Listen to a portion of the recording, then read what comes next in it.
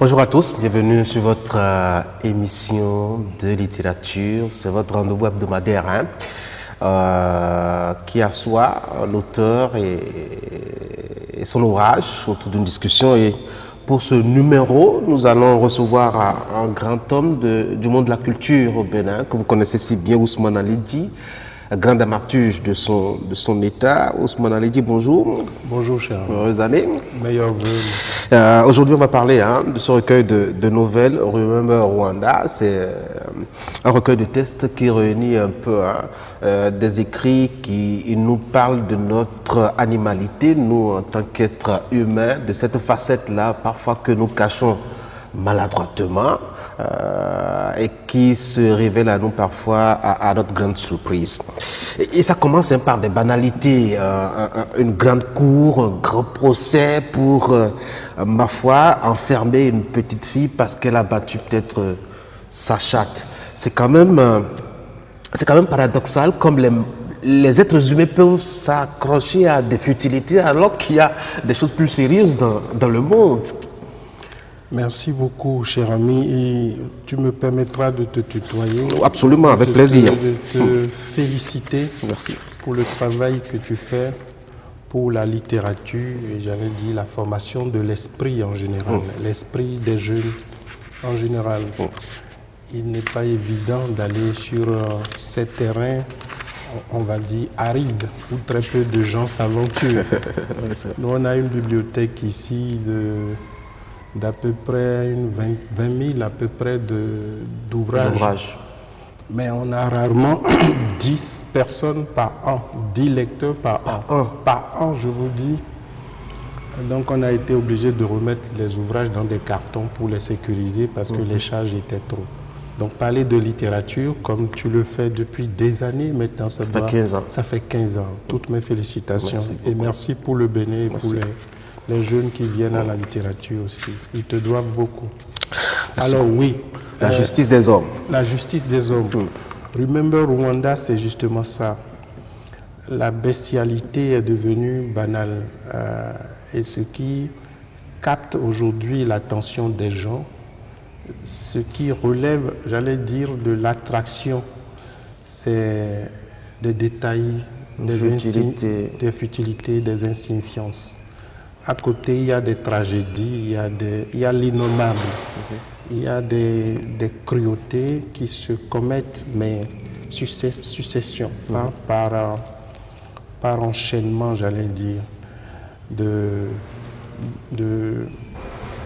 pouvoir. Il y a des gens qui pensent détenir le pouvoir de désigner qui a droit, ne serait-ce qu'à la bonne vie, au mieux-être, à la paix intérieure, et qui doit subir les humiliations, les mépris, les insultes, et pourquoi pas les tortures et les morts. Et les morts, quand elles sont rapides, elles sont meilleures aujourd'hui dans notre monde. Oui, la mort est devenue une poésie. Les gens vivent ça carrément comme une poésie. D'atrocités aujourd'hui qui se commettent sur le dos, on va dire, de ce que nous appelons les droits de l'homme, l'humanité. Je parlais de notre surprise quand nous découvrons notre bestialité, et c'est par rapport à l'attitude du juge même. Quand la fille lui dit « Est-ce que c'est ça les hommes, est-ce que c'est ça la civilisation des hommes ?» On sent une surprise en lui, alors que c'est quand même le grand intellectuel qui connaît le monde, qui connaît les lois, qui sait comment ça marche, la grande philosophie, les droits, etc., le bien, le mal, etc. Comment est-ce qu'il nous arrive de prendre la distance comme ça avec les réalités les plus basiques, les plus banales? Parce que le crime est nu, le crime est totalement exposé à la vue de tout le monde, et à tel point qu'il est devenu ordinaire. On s'en est accommodé. Voilà, on s'en est accommodé. C'est comme le ciel ou le soleil, si vous voulez.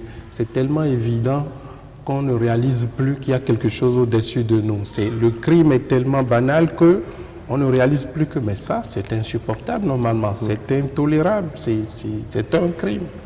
Si on s'en est accommodé au point de passer à côté, au point que ça n'attire plus notre attention, que ce soit le sort qui est fait à un animal de maison, qui devient le lieu de convergence de toutes les organisations voilà, internationales. Voilà, c'est cela. Le spectacle aujourd'hui est devenu, on va dire,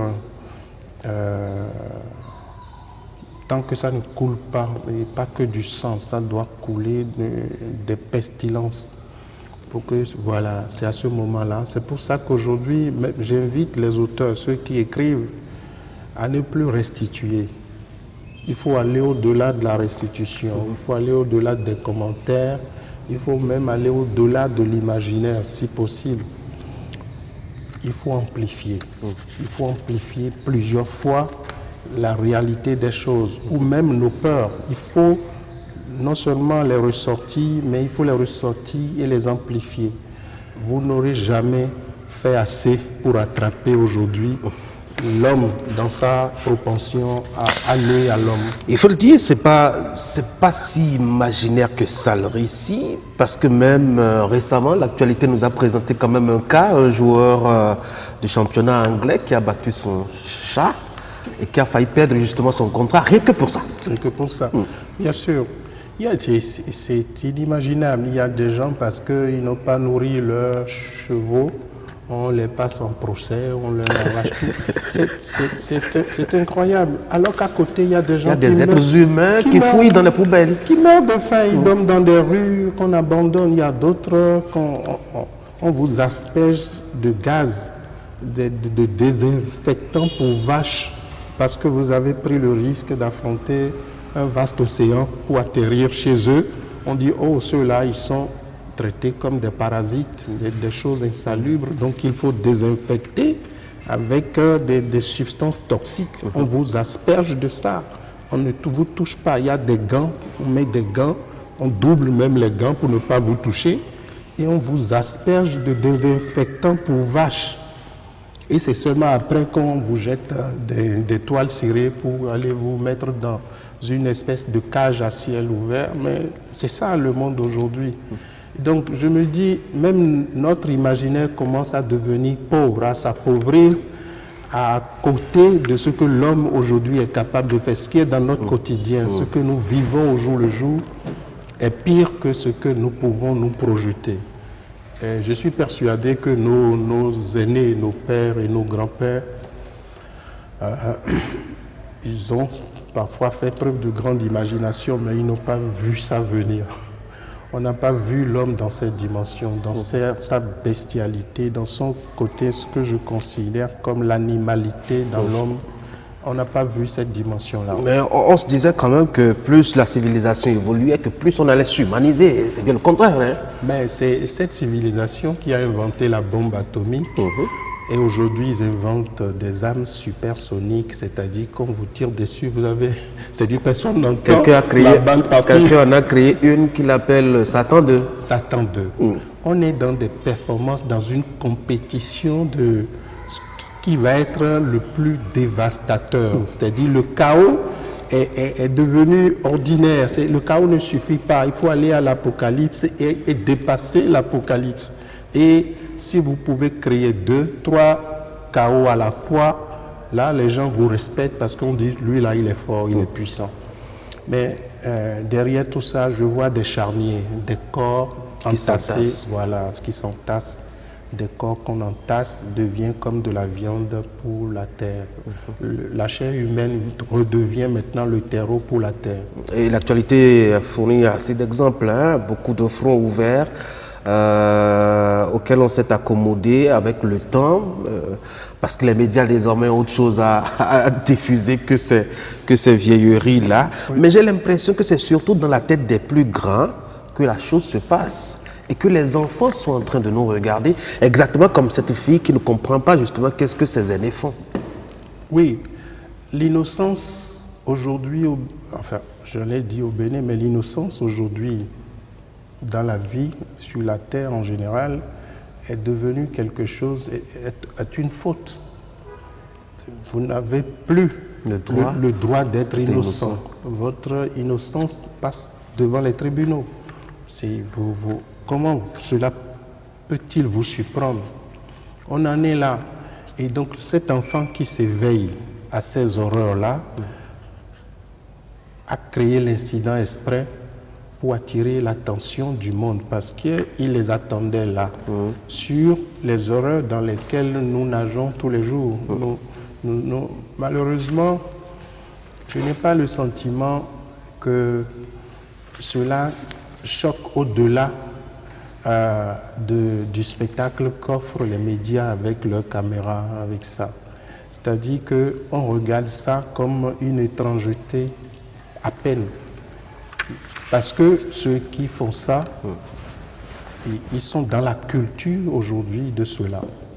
Ils ouvrent plusieurs fronts pour montrer leur capacité à dévaster. Aujourd'hui, on est en compétition. C'est le plus grand dévastateur qui s'installe. Et donc, un enfant qui vient avec son innocence s'interroge, mais c'est quoi ces horreurs où les gens dorment à ciel ouvert, sous la neige, mais encerclés de barbelés. Et pendant ce temps, ce qui vous intéresse, c'est un chien qu'on a battu ou bien un chat qu'on a noyé dans un seau d'eau. C'est pour ça que vous ouvrez les tribunaux. L'aberration est telle qu'aujourd'hui, on se demande, mais qui sont les civilisateurs finalement? Puisque c'est ce que nous avons vendu en Afrique à l'époque, où civilisateur, Césaire disait civilisateur, mes fesses, entre guillemets, je m'excuse pour l'expression, mais c'est à peu près ça. Aujourd'hui, le vocabulaire, tout le vocabulaire dont nous pouvons être capables ne suffirait plus ou ne suffit plus à raconter notre monde. Parce que, voilà, on est au-delà de tout. Mais on peut cyniquement dire, bon, le monde c'est quand même un besoin de tout et de rien. Et donc, autant il y a peut-être ces violences, autant ailleurs aussi il y a ces petites attentions peut-être qui nous échappent, sur lesquelles peut-être on ne met pas la lumière suffisamment. En fait, ceux qui produisent le chaos, ils se mettent à l'abri avant. Vous savez, aujourd'hui, ce ne sont plus des rumeurs, puisqu'il y a comme une planification de réduction de la population mondiale. Et il y a des énergumènes qui décident que la planète doit ressembler à ce qu'eux ils veulent. Voilà, on y est. C'est des espèces qu'il faut, de mon point de vue, envoyer dans les centres psychiatriques. Mais c'est eux qui sont au pouvoir, c'est eux qui ont les pouvoirs et les pouvoirs les plus puissants. Je ne parle pas à la dimension des États, machin. Voilà. Malheureusement, nous sommes soumis à ces dictats-là. Et donc, un enfant qui débarque dans ce monde avec toute la poésie qu'offre la planète, la nature, l'amour dont les parents sont capables, il grandit au milieu de ça et met le nez dehors et découvre ça. Il se dit, mais il y a un souci. Mais vraiment, il y a un souci. On a quand même, comme je le disais, cette civilisation qui a créé la bombe, elle a créé aussi la télévision, elle a créé nos voitures. Il y a quand même de ces petites marches. Oui, ça c'est pour le marché. Ça c'est pour que la bête s'alimente, pour que la bête grossisse sur notre dos. Et les monstres, ils ne s'arrêtent jamais. Il faut quelque chose pour les arrêter. Malheureusement, la télé, ça décore nos espaces, ça apporte quelque chose. Mais certains vous diront que la télé aide aux influences à créer des opinions dominantes, donc à nous lobotomiser. Les gens disent qu'ils prennent de nos cerveaux, ils rentrent dans nos têtes, dans nos esprits par la télévision et les médias. Donc oui, non seulement il y a le marché, ils créent le marché pour grossir, parce qu'ils s'alimentent de cela, mais ils en profitent pour nous tenir, parce que ce faisant, ils ont le contrôle sur nous. Je parle de la télé, je peux parler de tas de choses, de machines. Vous êtes pessimiste par rapport à l'évolution du monde ou à l'être humain? C'est l'humain qui aujourd'hui, moi, vous savez, les rêves les plus beaux nous ont habités. Et avec l'innocence et la naïveté que cela comporte, certes. Et j'ai le sentiment qu'il faut se battre pour que tout cela ne meure pas en nous, en l'être humain en général. Mais si on ne se bat pas, ça finira par disparaître. Et se battre pour préserver cette innocence, cet enfant en nous, c'est continuer à hurler quand l'autre crie. Il ne faut pas attendre que celui qui souffre produise à lui seul la répulsion ou la dénonciation. Nous devons converger avec lui vers cette espèce de rejet ou de mise en index du mal. C'est ça. Et l'humain, malheureusement, aujourd'hui, commence pas à s'adapter ou pas s'habituer à l'horreur, à toutes les barbaries. Je suis très optimiste et mon optimisme m'amène à amplifier les horreurs pour que nous ne continuions pas à les ignorer ou à baigner là-dedans, à nous en approprier comme désormais un mode de vie. Si on ne sait pas faire, agresser l'autre, tirer sur des gens, massacrer les gens comme les gens le font aux États-Unis. Un fou, il prend une arme, il rentre dans une école ou dans un marché, il dévaste tout le monde et puis se met une balle dans la tête. Et puis ça devient un spectacle devant lequel les gens, et voilà, ils s'extasient, disons ça. C'est magique ça. Mais pour cela, il faut vraiment beaucoup de force au code vocal pour crier et attirer l'attention. Parce que j'ai l'impression, en lisant la deuxième nouvelle, que ceux qui sont derrière ce schéma se solidarisent, parfois qui ne sont pas aussi indifférents que ça à cette répulsion que cela peut créer en eux. Mais c'est leur capacité à aller au-delà de la répulsion qui est assez curieux. Je lis un extrait. Derrière la vitre, c'est la nouvelle, le spectacle de la mise à mort.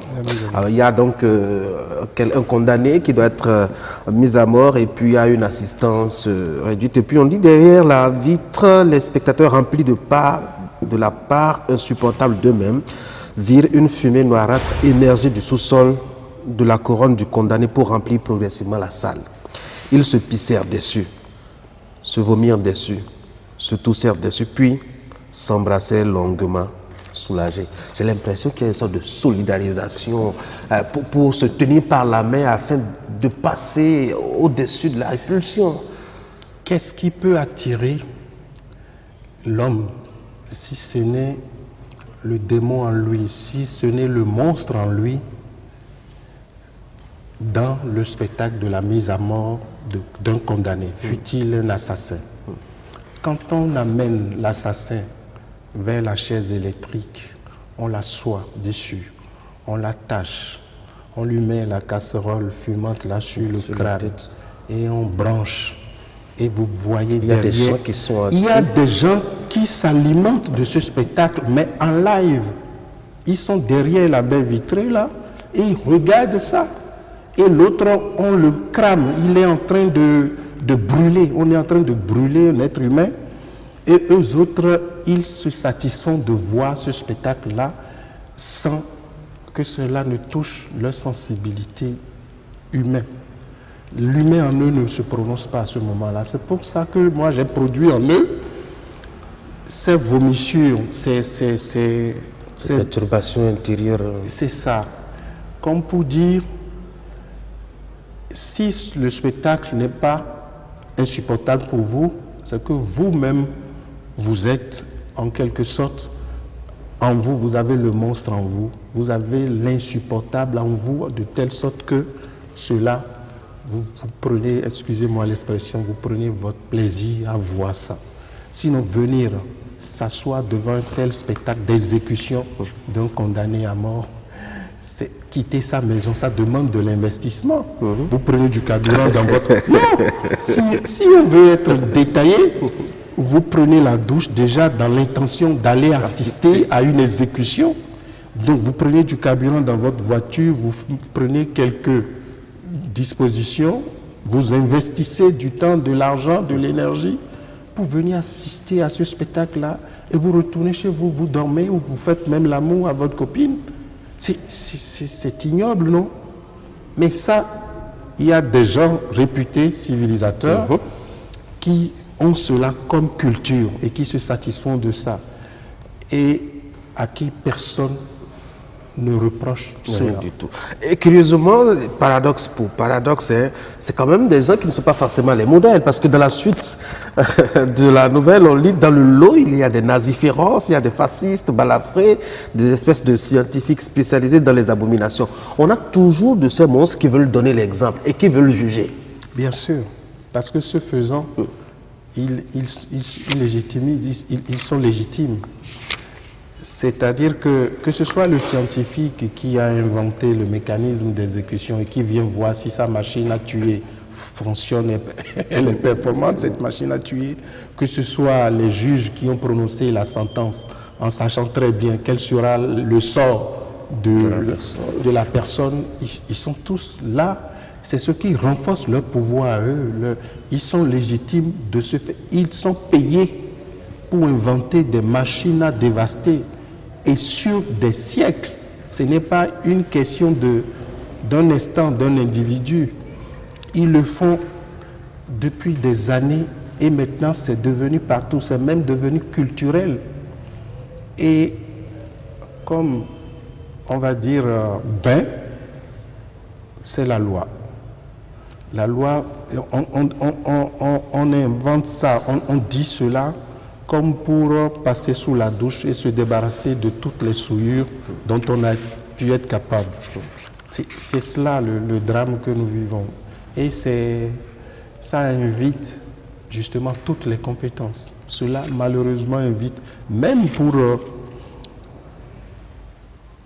il y a des gens aujourd'hui encore qui enterrent des gens vivants. Vous voyez, le génie humain est capable d'atrocité, de cruauté dans cette dimension-là. Et quand on n'arrive pas à amplifier ça, c'est qu'on l'a accepté, c'est que ça devient ordinaire, on dit c'est normal. Moi, je ne trouve pas ça normal, tout cela me choque profondément. Une troisième nouvelle, le temps de boucler ce numéro, ça fait déjà 30 minutes, hein. Quand tu discutes, c'est quand même curieux. Alors, la troisième nouvelle, je vais faire exprès de laisser Remember Rwanda, parce que... voilà, ça dit la même chose. Oui, on va parler de Haram, qui quand même est un test consacré un peu à l'univers religieux, islamique, comment est-ce que ça fonctionne, avec surtout en avant une petite fille. Et avant d'aller au fond du test, j'ai envie de faire ce lien-là avec la première nouvelle dont on a parlé, où c'est la petite fille aussi qui fait ouvrir les yeux du juge sur les sauvageries du monde. Pourquoi est-ce que vous confiez des rôles aussi capitaux, aussi essentiels à de petites filles, à des innocences, parfois que vous faites souffrir durement? Je veux penser par exemple à la fille de Haram. Alors, l'envie de l'auteur, c'est de toucher les gens. Écrivain, bon, ça va. Ça fait 32 ans, 33 ans. Donc, le statut d'écrivain, ce n'est pas une obsession. Moi, mon obsession, c'est de toucher les gens. Toucher les gens, et on touche les gens plus facilement avec la potion fragile, l'innocence en nous. L'enfant ici n'est pas l'enfant en termes d'âge, mais l'innocence en elle. Pourquoi la femme? Parce que, incidemment, malheureusement, le monde est machiste, je suis désolé. C'est-à-dire que les tortures, les cruautés les plus insupportables sont infligées aux femmes. Et donc voilà, j'ai dit que, et moi j'ai une sensibilité, on va dire, d'auteur. Quand je prends la femme, je suis inspiré. C'est dit, ça vient. Et l'autre chose aussi, c'est que comme je parle souvent de cri, l'écriture, bien sûr, il y a de la poésie, beaucoup de poésie, mais il ne faut pas seulement vivre le jazz, il ne faut pas seulement vivre le blues, il faut savoir écouter les cris aussi. Il faut se prêter et prêter son attention aussi aux cris des autres. Et quand ça vient d'un enfant, je pense que ça soulève plus de monde, ça réagit mieux. Mais il y a une opposition ici, c'est que si l'autre fille, elle a refusé de subir, c'est que celle-ci, elle se laisse totalement aller aux décisions à la fois des hommes, son père, son frère, qui la bat tout le temps. Pourquoi autant de soumission, certainement liée à la religion? Oui, mais là, ce n'est pas la fille qui m'intéresse. Elle est un prétexte. La réalité, c'est encore une fois la main de l'homme. Le grand frère déjà qui la maltraite. Qui la maltraite. Parce qu'il n'a de pouvoir sur elle que le pouvoir de grand frère, mais ça suffit pour la maltraiter. Et le père qui cautionne tout ça et qui, même avant qu'elle ait l'âge qu'elle a décidé de l'offrir en mariage, un supposé mariage qui est un mariage à une cause. Mais quelle cause? C'est ça la réalité. Donc encore une fois, il y a des gens qui décident du sort des autres et qui poursuivent cela jusqu'au bout. Donc cet enfant-là est dans ce piège-là, est dans cette espèce de... Elle est captive de ça, des hommes et de leur dictat. Et à travers l'homme ou les hommes, je vois la nature humaine. L'humain, encore une fois, là, se prononce, s'exprime et agit même jusqu'à son propre sang, sacrifie jusqu'à son propre sang. Voilà. Mais si avant, enfin, avec la première nouvelle, on est face à des prétextes comme la loi, les droits de l'homme, etc. Ici, on fait parler même Dieu et on parle à sa place. Bien sûr. Pour faire ces horreurs. C'est pour ça, moi je suis musulman. Et musulman de conviction. Je suis né musulman, je n'ai pas choisi la religion. Et j'ai fait 8 années d'école coranique. Et je peux vous dire que ceux qui prennent prétexte du Coran ou des versets coraniques pour aller commettre des barbaries, des atrocités, etc., n'ont rien à voir avec l'islam. L'islam, quand vous écoutez bien les vrais religieux, c'est la religion de l'amour par excellence. Le fanatisme n'a rien à voir avec la religion. C'est là où les gens font la confusion souvent. Le fanatisme est un fait culturel. Ce n'est pas l'aigre non arrêté, c'est-à-dire que il faut, même quand vous sortez du contexte religieux pur, islamique pur, vous rentrez dans d'autres champs, vous allez voir des fanatiques qui, parce qu'ils ont décidé que ceci est blanc, tout le monde doit voir blanc. Vous voyez jaune ou gris, on vous tire dessus ou bien on vous jette au cachot. C'est aussi une forme de fanatisme. C'est ça. Maintenant, parce que c'est des gens qui sont nés musulmans, etc., on dit le fanatisme, l'islamisme, etc. Ça n'a rien à voir. Pour moi, ces gens qui sacrifient la vie humaine, qui viennent arracher des vies humaines pour soi-disant servir la cause de Dieu, ne servent pas la cause de Dieu, ils servent la cause de quelque chose d'autre. Autre que celle de Dieu. Ousmane Aladji, merci beaucoup. C'est moi, merci. Le temps est vite parti. Hein. Mesdames et messieurs, merci beaucoup d'avoir été des nôtres.